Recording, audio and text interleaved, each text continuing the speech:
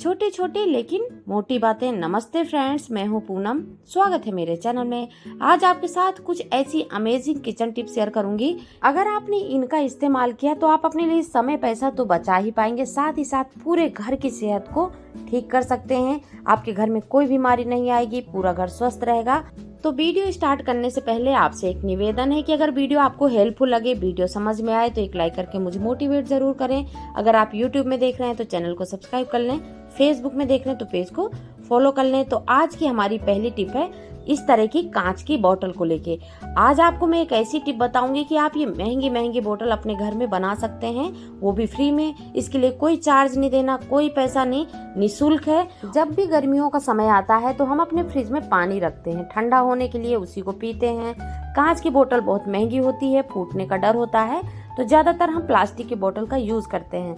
अगर हम उस बोतल का यूज करते हैं तो हमारे शरीर को वो बोतल बहुत ज्यादा हार्म पहुंचाती है। तो आज आपके साथ ये कांच की बोतल की कुछ ऐसी टिप्स शेयर करूंगी, और इतनी अमेजिंग टिप है, आप वीडियो लास्ट तक देखें, आप मजबूर हो जाएंगे इसको यूज करने में।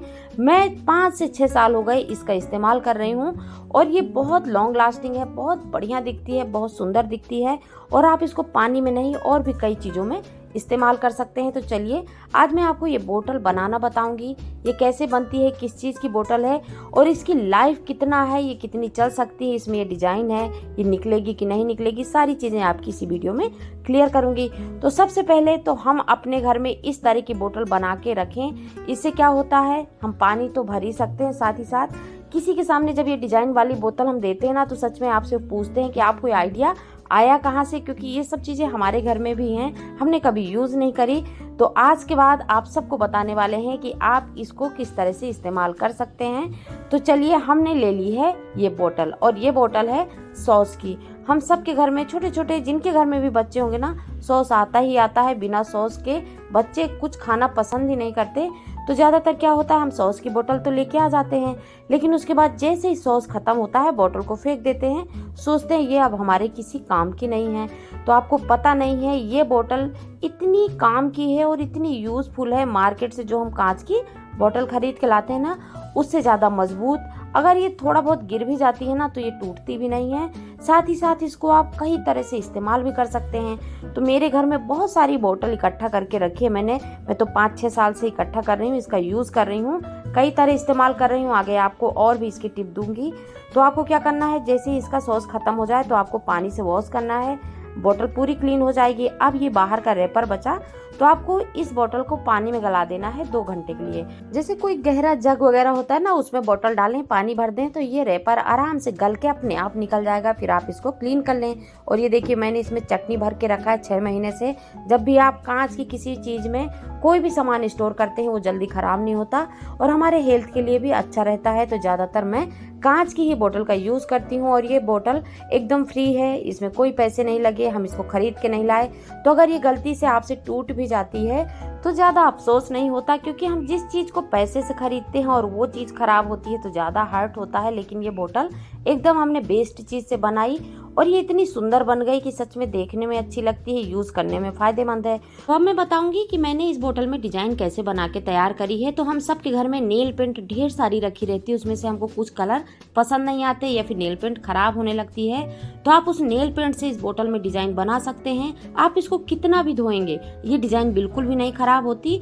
और मेरे बच्चे हमेशा इस तरह के डिज़ाइन बनाते हैं, अपनी अपनी बोतल सिलेक्ट करके रखते हैं, जिससे कि एक्सचेंज ना हो, बोतल बदले ना। तो ये सॉस की बोतल बस आपको धो के अपने बच्चों को दे देनी है, और देना है नेल पेंट, तो ये काम बच्चे ही कर देंगे। होप करती हूँ ये टिप बहुत यूजफुल लगी हो और आपको अच्छे से समझ आई हो। चलिए चलते हैं अगली यूजफुल टिप देख लेते हैं, और ये टिप है हमारे पैरों को लेके। ज्यादातर क्या होता है, जब भी हम नई नई स्लीपर लेके आते हैं तो ये चप्पल की बद्दी हमारे पैरों को काटने लग जाती है, और फिर क्या होता है, काले काले ये देखिए छाले पड़ जाते हैं, निशान पड़ जाते हैं, जिससे कि हमारे पैरों की आधी सुंदरता तो यूं ही खत्म हो जाती है। तो बस आपको एक छोटी सी टिप अपनाना है, और इस टिप के बाद कभी भी आपके पैरों को चप्पल नहीं काटेगी। तो आपको लेना है इस तरह की वैसलीन जेली।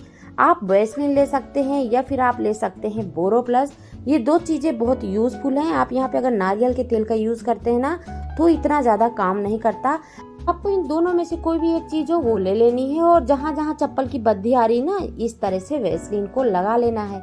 तो ये देखिए अभी मैंने ये फ्लाइट की स्लीपर पहनी थी और उसकी बद्दी इस तरह की है, तो यहाँ पे ही ज़्यादा काट रही है, तो मैंने यहाँ पे वैसलीन लगा ली।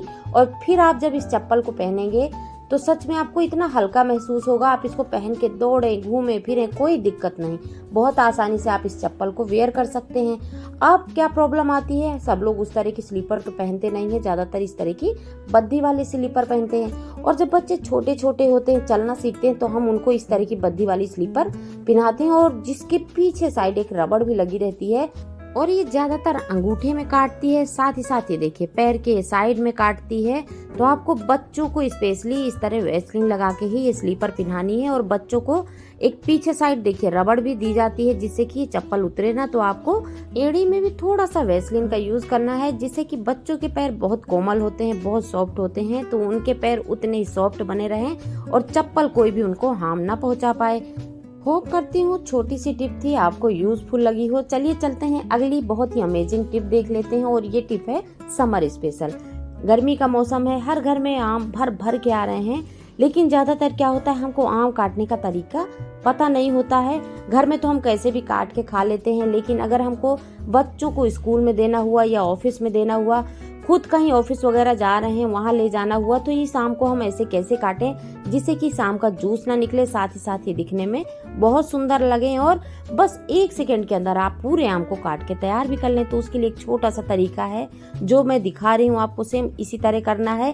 मैं हमेशा स्कूल या फिर ऑफिस के लिए इस तरह ही इस आम को काट के पैक करती हूँ। ये आम इस तरह काटने से जूसी नहीं होता और आप इसको लंबे टाइम तक किसी भी बॉक्स में रख सकते हैं। और जब आपकी इच्छा हो तो आप इस बॉक्स को खोलिए और आम को एंजॉय करिए।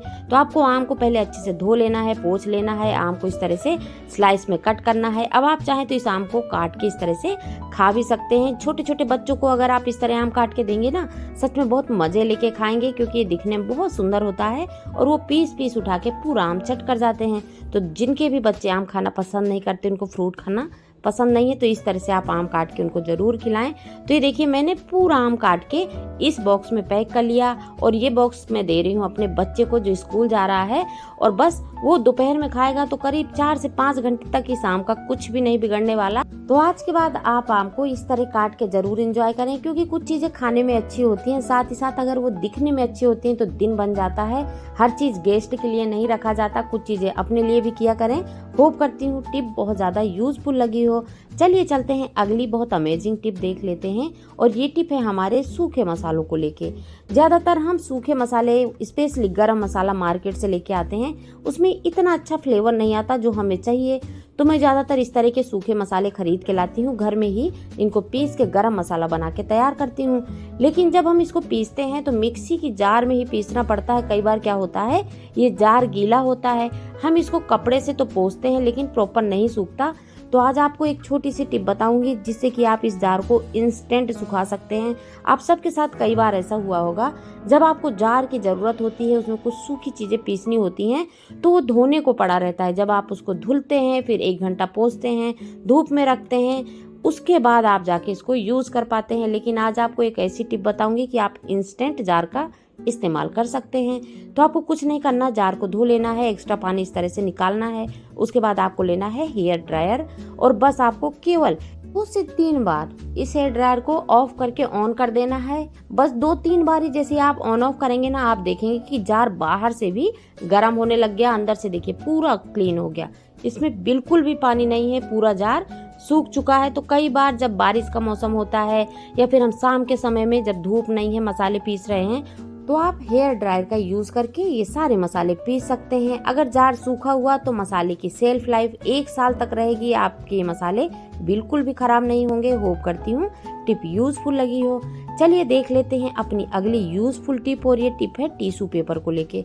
हम सबके घर में टिश्यू पेपर का पाउच तो आता ही आता है, लेकिन हम इसको अधिकतर इस तरह से काट के रख देते हैं। जब यूज करना होता है, एक टिश्यू पेपर निकालने के चक्कर में बहुत सारे टिश्यू पेपर बर्बाद हो जाते हैं। तो आज आपको एक ऐसी टिप बताऊंगी जिसके बाद ये टिश्यू पेपर अगर आप 1 निकाल रहे हैं तो 1 ही निकलेगा, इससे ज्यादा निकाल रहे हैं तो उतने निकलेंगे। आप काउंट करके इस टिश्यू पेपर को निकाल सकते हैं। तो आपको कुछ नहीं करना, एक छोटा सा कांच का ग्लास ले लेना है, टिश्यू पेपर के ऊपर रख के इस तरह से गोल घुमाते जाना है जब तक ये अच्छा खासा फ्लावर ना बन जाए। ये देखिए कितना बढ़िया फ्लावर सेकंडों में बनके तैयार हो गया और सारे टिश्यू पेपर सेपरेट हो गए हैं। अब आप टिश्यू पेपर जब भी निकालेंगे तो एक पीस ही निकलेगा, टिश्यू पेपर बिल्कुल भी बर्बाद नहीं होंगे। और ये इतना सुंदर फ्लावर है, जब आप इसको कहीं बाहर रखते ना तो जो भी आएगा या फिर आपको खुद को देखने में इतने प्यारे लगते हैं, देख के दिल खुश हो जाता है। तो होप करती हूँ ये टिप भी बहुत ज़्यादा यूजफुल लगी हो। चलिए देख लेते हैं अपनी अगली और बहुत ही अमेजिंग टिप। और ये टिप है इस तरह की मोमबत्ती को लेके। जब भी हम अपने घर में कैंडल लाते हैं तो आजकल ज़्यादा लाइट नहीं जाती, उस चक्कर में ये रखे रखे ही खराब हो जाती है, ज़्यादातर तो ये टूट जाती है। और फिर जब कैंडल टूटी फूटी हो ना तो देखने में तो अच्छी लगती ही लगती नहीं है, साथ ही साथ इसका यूज़ भी अच्छे से नहीं हो पाता। तो आज आपको एक ऐसी टिप बताऊंगी जिससे आप इस कैंडल को लंबे टाइम तक रख सकते हैं, ना तो ये काली पड़ेगी ना टूटेगी। तो उसके लिए आपको कुछ नहीं करना, लेना है इस तरह का एक चूड़ी का डब्बा। हम सबके घर में लेडीज रहती हैं, चूड़ियाँ पहनती हैं। जब हम चूड़ी लाते हैं मार्केट से, इस तरह के डब्बे में आती है, चूड़ी का यूज़ कर लेते हैं, डब्बा फेंक देते हैं। लेकिन आज के बाद आप इसको कैंडल रखने के लिए इस्तेमाल कर सकते हैं। और इस डब्बे में 1 दर्जन कैंडल आराम से आ जाती है। आप इसको जब कैंडल भर के रखेंगे ना, ये डब्बा ना तो खुलेगा और ना ही इसके अंदर रखी हुई कैंडल गंदी होगी। तो ये एक और सबसे आसान तरीका था। दूसरा तरीका ये है कि हम सबके घर में जब गोल्ड की ज्वेलरी आती है, मंगलसूत्र, चैन वगैरह, तो हम अधिकतर उसको वेयर करते हैं, ये डब्बा रखा ही रहता है। तो आप इसमें भी कैंडल रख के स्टोर कर सकते हैं, जिससे कि कैंडल खराब नहीं होगी। होप करती हूँ आज की सारी टिप आपको बहुत ज़्यादा पसंद आई हो, यूजफुल लगी हो। अगर वीडियो पसंद आया हो तो मुझे एक लाइक ज़रूर करें, मेरे चैनल को सब्सक्राइब कर लें। आज के लिए इतना ही। आपकी पूनम आपसे फिर